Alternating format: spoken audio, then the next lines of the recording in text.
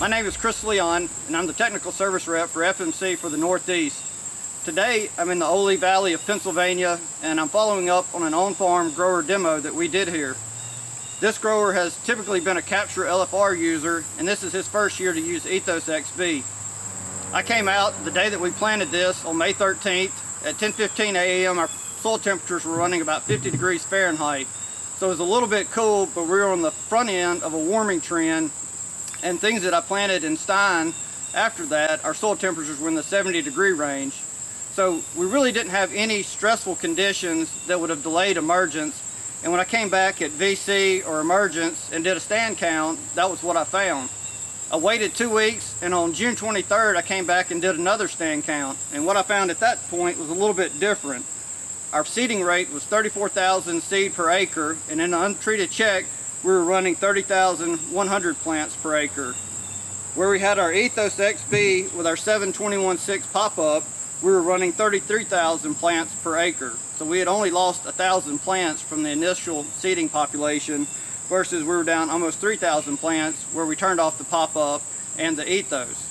Conditions were really favorable until we got to pollination, and that's where we started to see some big differences set in. As you can see here on the untreated check, we have a lot of tip back. Our roots on the untreated were not nearly as healthy and vigorous as they are in the Ethos. So those high temperatures, we were much better off and much better able to withstand those where we had a better root system. In addition to that, the other thing that really jumps out to me is our stalk diameter.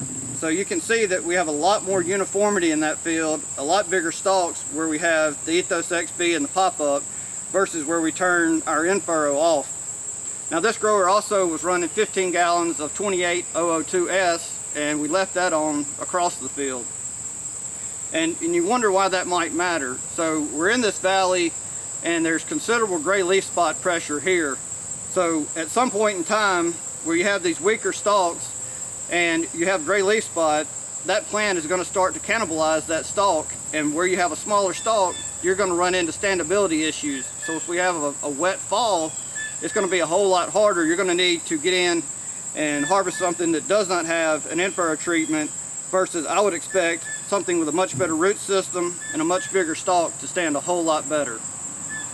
So I hope this is a good demonstration for how and why our growers are switching over and using Ethos XB.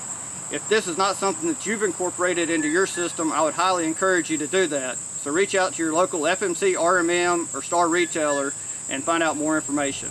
Thank you.